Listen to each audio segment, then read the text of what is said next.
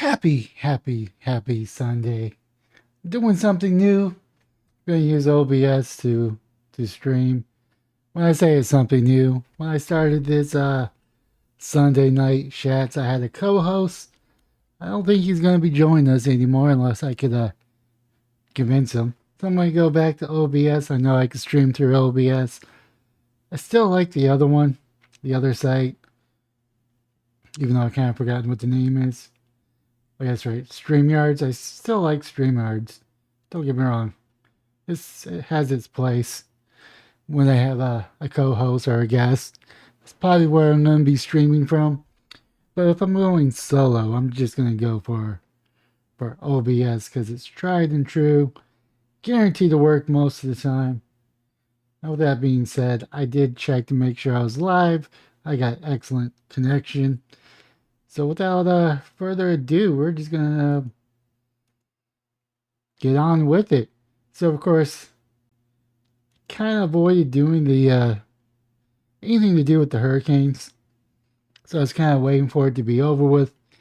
And there's really not a whole lot of news other than it's going to either hit this location, that location, and this location.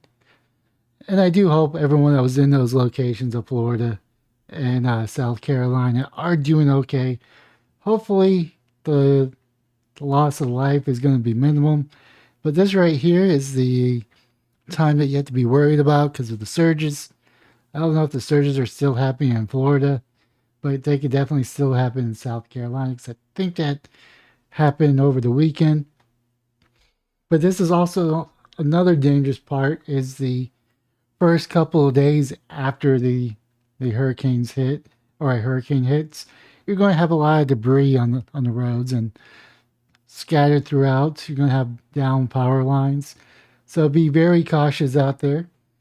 Then you also have the pollution and the contaminants caused by the hurricanes as it goes over homes and businesses and tears up structures that may have contained chemicals. So you have to be careful with that as well. There's an environmental pollution aspect to it as well. So, but Florida is no stranger to hurricanes, so I'm pretty sure they're going to bounce back very quickly.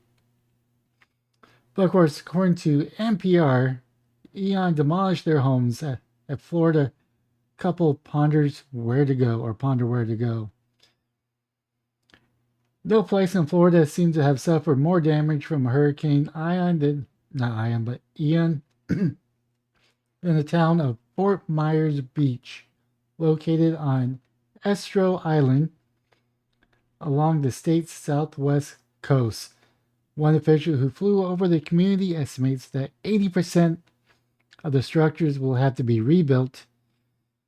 Ian battered the barrier of the island with a 12-foot storm surge and winds near 150 miles per hour. The bridge to the island was damaged in the storm and has now been closed. Residents who evacuated were briefly able to return to their homes are stunned by how little remains. We hear the story every time there's a hurricane, every time there's a tornado. We hear these similar stories. Susan and Jim Hilton are in Fort Myers now at a hotel where there's no power or water. But they feel lucky they got a room here after their home was demolished in the storm. It was Ian's, not Ian's, but Ian's, well, I say Ian's for some strange reason, but Ian's storm surge that did the damage. That's Jim Hilton says that the boat he found to be in the middle of his house demolished the sunroom and opened the house to the elements. He had no idea whose boat it was or what it will take to remove it, and the rest of the rubble that used to be his home will probably be there for 6 months or a year because there's so many places that have been hit. Hey, if you want to start a business in Florida of hurricane debris removal and just start helping people, it's probably a good time to do that. Whether you volunteer or charge a very small amount, I'm pretty sure the people of Florida will be very appreciated. The Helton's home was on the back bay of Fort Myers Beach, a part of the boating community that is now gone. They left the island before the storm and stayed with a friend. The next day, Jim returned, fearful what he might find. He tried to stay positive, but when he saw the boat inside his house and the damage done by the surge, his heart sank. It was hard to get in there because the couches and everything floated up, all mixed together. In the washing machine, his wife, Susan, added, the surge picked up everything in the house, furniture, heavy appliances, golf cart, and books. Susan said, all my books. Jim Helton has been in Florida more than 40 years. He has built a successful business on Captivia, another nearby island devastated by the storm. He's 87, long since retired, and now is not sure what to do next. Like the house, all the couple's plans were scrambled and destroyed by the hurricane. He's 84. I mean, he's lived a long life. Now, I'm not saying that he should go off to a farm or anything like that, but maybe this is the time to maybe sit back, maybe go on a couple of cruises, maybe go to an old person's home, maybe assisted living home, just kind of relax the rest of their days. We were going to sell the house this winter, Jim says. I got over there today and there was a note by the coffee machine. Called the sales lady, and that hurt. It blows. It's a blow. He's not sure if he can recover from this. I'm hanging in. He says, I'm fighting depression. I could cry right now, but I'm not. Well, you could go ahead and cry, Go ahead and cry. I mean, it's a terrible thing. Tens of thousands in Florida were displaced. Throughout the southwest Florida, there are tens of thousands of people displaced by the Hurricane Ian, with stories like the Heltons. In some communities, homes spared in the storms are now flooding from the rain-swollen rivers. Some of 10,000 people remain in shelters. A catastrophe modeling company estimates that the insured losses will be over 60 billion, with the total damage may exceed 100 billion. That's 100 or 100 billion dollars. If those numbers hold up, Ian will be the fourth costliest hurricane in U.S. history. On Fort Myers Beach, Jim believes that this will be at least a decade before the island community is rebuilt. He doesn't expect to be around to see it. In the meantime, he and his wife are thinking about Texas. I have a son over there, and he says he doesn't like Florida. Susan says, neither do I much now today. Well, Florida and Texas are great. The issue with Texas is if you go to a big city, it's going to be run by liberals. If it's not being run by liberals in the big city, it's going to be run by Democratic Socialists of America, which are worse than liberals in my mind. I mean, we got rising crime here in Austin. We have drive-by shootings happening on the reg.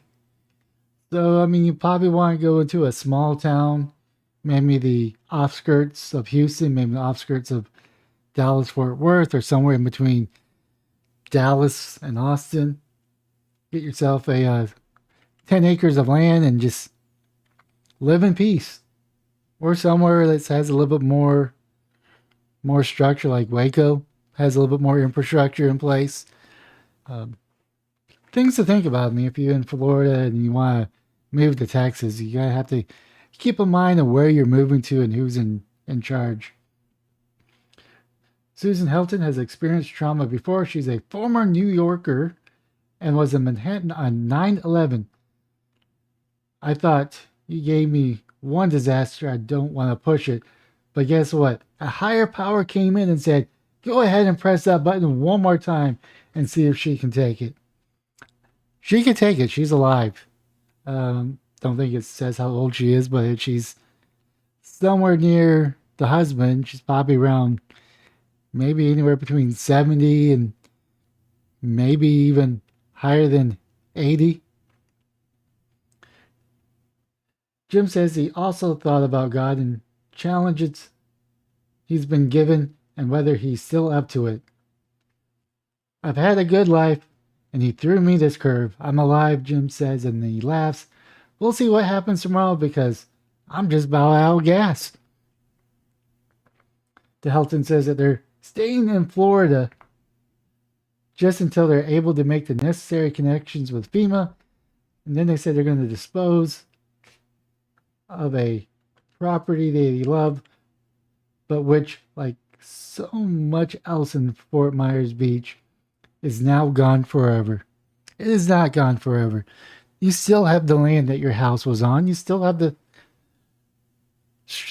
foundation that the boat is sitting on. It's got to be worth something down the road. I don't know how long it's going to take before it recover. You may not be able to sell your house at the same price that you were expecting to. But this is an opportunity for that area to build anew. Just because something is destroyed doesn't mean that it's actually gone forever. You still have your memories. As long as you have your memory, you still have stories to tell.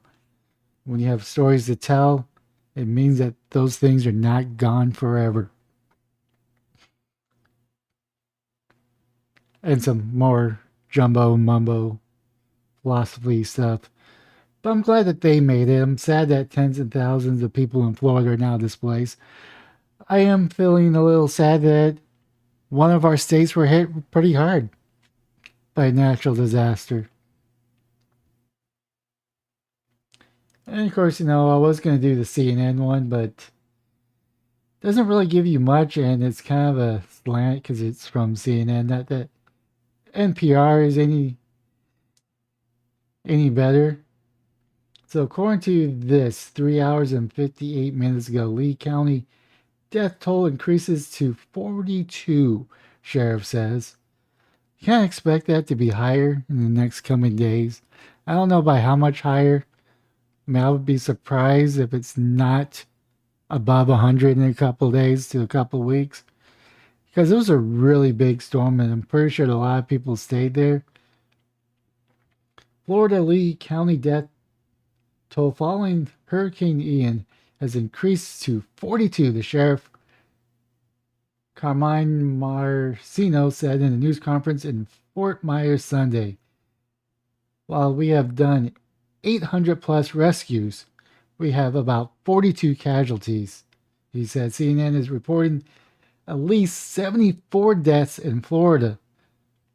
Okay, I was going to statewide when I was going over 100. But at least 74 deaths in Florida from Hurricane Ian. Here's the current breakdown of CNN's death total by county. How morbid. Lee County 42, Charlotte County 12, Collier County 8, Volusia County 5, Saratoga County 3, Lake County 1, Manatee County 1, Polk County 1, Hendry County 1. Polk County tends to get on the news a lot with their old timer sheriff. But when you think that this hurricane is over, unfortunately it is still in hurricane season, still tropical storm season. This is Fox Weather. Fox Forecast Center monitors 2 Atlantic tropical disturbances for possible development in the weeks ahead. All right, I'm just checking to see if anyone's sent any chats. They haven't. Let's see here. Following last week's catastrophic strike of Hurricane Ian, Fox Forecast Center is now monitoring 2 Atlantic tropical disturbances for possible development in the week ahead. October ranks as the 3rd most active month behind September and August for the typical activity of Atlantic basin, typically producing about two named storms, one of which will become a hurricane, and every other October on average, one of those hurricanes intensifies to a major hurricane, achieving Category 3 or higher intensity off of the Sarah Simpson's hurricane wind scale. Two disturbances are currently potentially to develop into tropical depressions or storms in the coming days. One is in central tropic Atlantic, and the other one is in the eastern tropical Atlantic. Let's, let's break down the forecast for each one to discuss a potential threats that they could pose to the U.S. down the road and other countries. Because you had disturbances, one right here, which could follow this landmass going over here, going into the Gulf, hitting Texas, Louisiana. I'd say Georgia. No, Georgia's over here. Alabama, and of course Florida. I think it's Alabama. No, that's Arkansas. I'm terrible with geography. Tropical disturbance centered hundreds of miles east of the southern East Caribbean islands is producing shower and thunderstorms activity that has increased a bit over the past day or so. The Fox Forecast Center has dubbed this system Tropical Disturbance Number 1. Some gradual developments in the disturbance possible for the next few days as it moves generally westward at 15 to 20 miles per hour in the directions of the eastern Caribbean Sea. In the coming days, we anticipate to happen that is going to be moving into a more favorable environment, so we'll be watching that area very closely. Kendall Smith said. The National Hurricane Center gives tropical disturbance number 1 a low chance of developing in the next 5 days, but those odds could potentially increase beyond the 5-day period if conditions become favorable in the Caribbean. Tropical disturbance number 2, Eastern Tropical Atlantic. Tropical disturbance centered several hundred miles south of Cabo Verde Islands, continues to produce a disorganized shower and thunderstorms. As the Fox Forecast Center has dubbed this tropical disturbance number 2. Environmental conditions are expected to be favorable for some gradual development of this tropical disturbance over the next several days. A tropical depression is likely to form during the early or middle part of this week as the disturbance moves westwards, then turns northwestward or northward towards the end of the week over the eastern tropical Atlantic. The National Hurricane Center gives tropical disturbance a high chance of development in the next 5 days. Let's see here. Disturbance number 2. Like I said, that could possibly move over here, get in between here, and probably hit somewhere over here, depending on which direction it goes. And it could just go up to here and go same path as Ian, but we'll have to see. Let's see here. That's about it. A blocking high-pressure system is forecast to build north of tropical disturbance number 1, which should reach eastern Caribbean Sea by Thursday. Therefore, Fox Forecast Center believes the disturbance will keep heading west towards the Caribbean, preventing it from turning northward towards the U.S., at least through the end of this week. Tropical disturbance number 2 is not currently a threat to the U.S. or, as computer forecast models suggest, it'll move towards the northwest or north, remaining far from the U.S. East Coast. The Fox Forecast Center will keep a close eye on both tropical disturbance and alert you for any changes, yada yada yada. Alright, seems like someone's doing some yard work on this wonderful Sunday day. Let me go check the... Oh, the bit rate is lower than recommended. Recommend using this blah, blah, blah, blah, blah. Yeah, there's nothing I can do to fix that, unfortunately. There's nothing I could do to fix that. The mouse is moving, so there's that. And on to my final story. I did do a story how one city is suing or thinking about suing, and another has alluded that they're going to be potentially suing Kia and Hyundai. But Hyundai, according to Car and Driver site, Hyundai is offering a $170 security kit to owners of an easy to steal models. TikTok popularized the technique for breaking into Hyundai and Kia vehicles, and now the automaker offers help, but it doesn't come free to the owners. Yikes. And why isn't why are these mayors not going after TikTok? Why is TikTok allowed to get a free pass when they're advertising and giving instructions on how to break into these cars and take them for joyrides? Is there any cases against TikTok to get those videos removed? I don't know. I haven't really looked into it. I'm just asking. Hundreds of Hyundai and Kia vehicles have been stolen this year due to a popular social media video showing how easy it is to commandeer certain models that use traditional keys and do not have an engine immobilizers. There we go. I can speak, I swear. The new security kit will be available starting for $170 and expected for Hyundai owners, and will be expected to pay for the installations too, which could cost up to $500. Kia is not offering a similar security kit, but is offering free steering wheel locks. Going old school. My father used to have one of those for his convertible.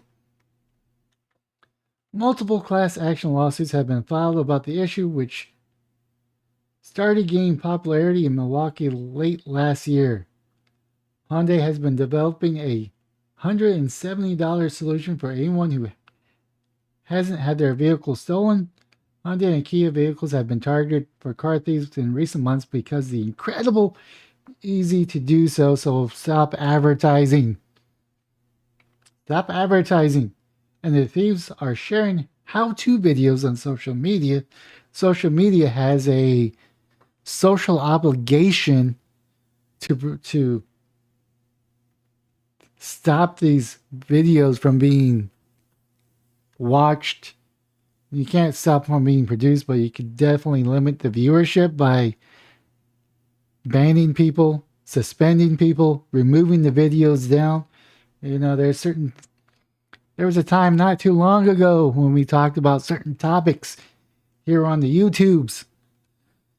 It would be certain things I couldn't say and probably still can't say about elections and a certain virus that shut down the world for a year and a half.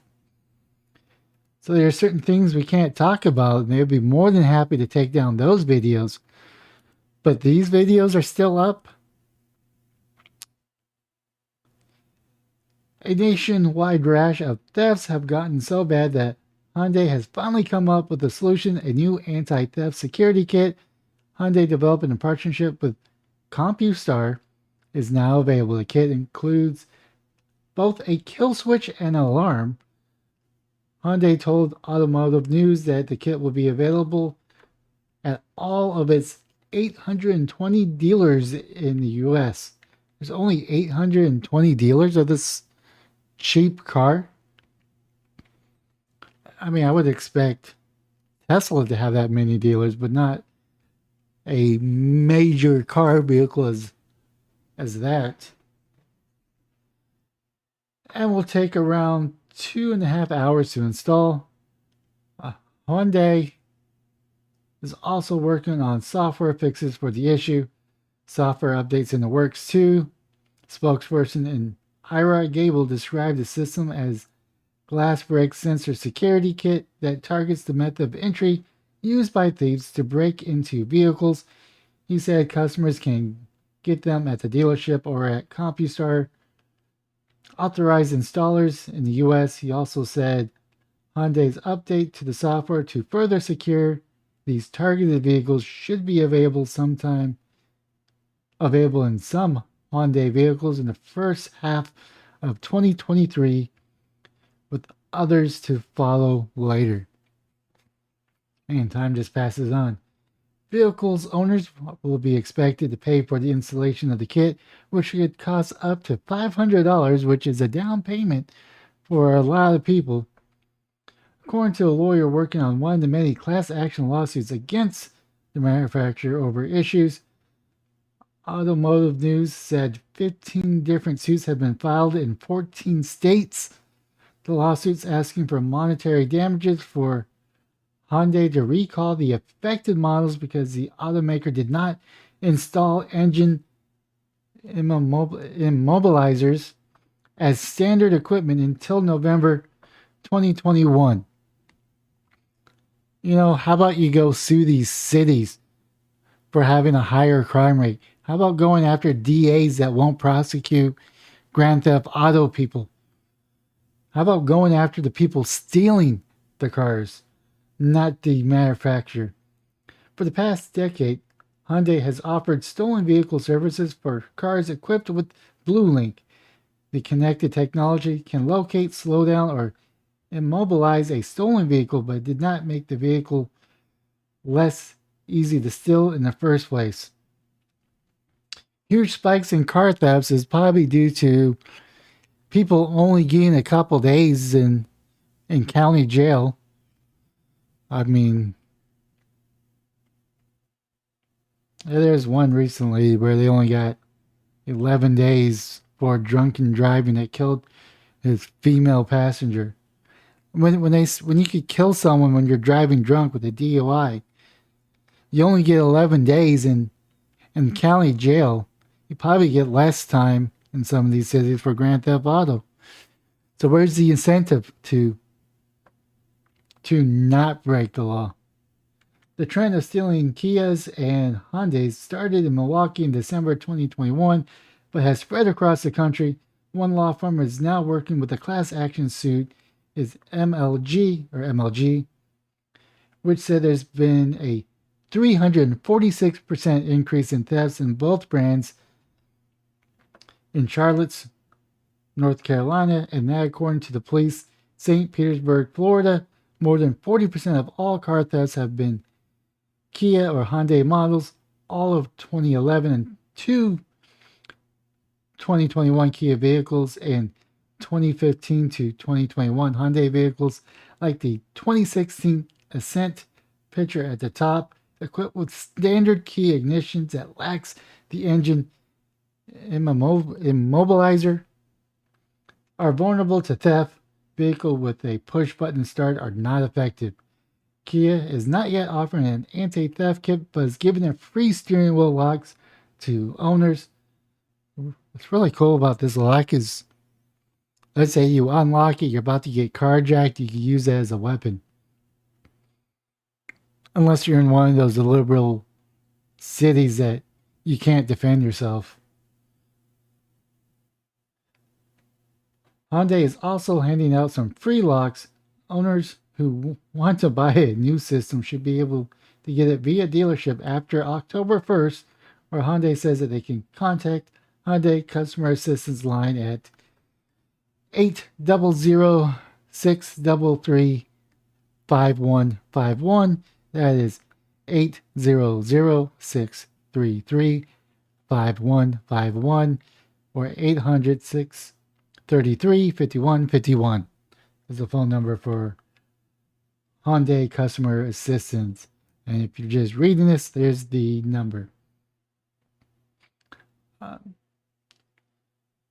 Could have built into a car, but no one would have noticed the price difference. Now you're charging up to $670 for the privilege of not having one's car stolen. Bold moves.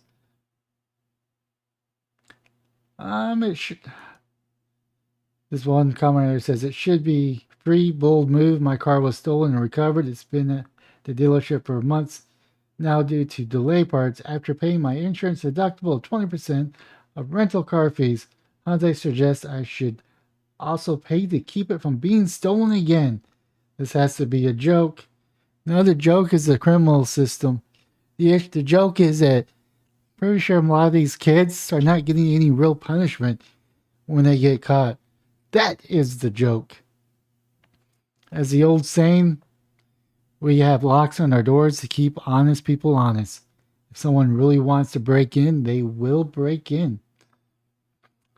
I also forgot to mention I'm still at 68 subscribers, so if you want to subscribe, feel free. I'm trying to hopefully get that to 69 and above by the end of October. October is my birthday month, so hopefully we could get over the 68 and go to 69, maybe go to 80. Let's see here. Anything right here? Yeah, the bit rate's still complaining. I don't really care. But that is my my stream for today. It's going to be around the 30-minute mark. What do you think about the cities going after manufacturers because their cars are easy to steal? Is that the right move, or should we be tougher on crime and have real consequences when we arrest these kids so they actually think twice about going on joyrides on a Kia that they just randomly find on the street or in a driveway? Let me know down below what your thoughts are. And what about the hurricanes? Any thoughts about the hurricanes or the two disturbances that are forming this week? Leave a comment down below, and also don't forget to hit the like and subscribe button on any and all platforms that you're watching this on. Or you can actually share my content to someone. It's up to you. It's no pressure. It's all up to you. With that being said, hopefully you enjoy the rest of your weekend and have yourself a wonderful week.